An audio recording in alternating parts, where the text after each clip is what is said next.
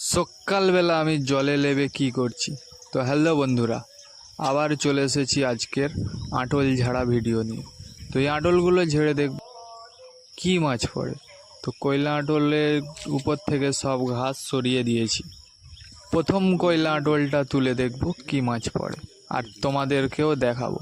তুলে দেখছি দুটো ট্যাংরা মাছ পড়েছে, একটা কাঁকড়ায় খেয়ে নিয়েছে আর একটা জ্যান্ত আছে।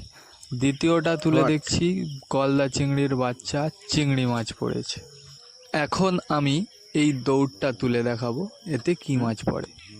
তো এই দৌড়টায় কি মাছ পড়ে সেটা দেখার জন্য তোমরা চ্যানেলটি সাবস্ক্রাইব করে রেখো, আর ভিডিওটি ভালো লাগলে একটি লাইক করে দিও।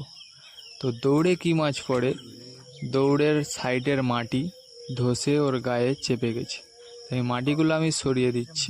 ভিডিওটা এখানে পজ করে রেখে তোমরা কমেন্ট করে বলে যাও যে এতে কী মাছ পড়তে পারে।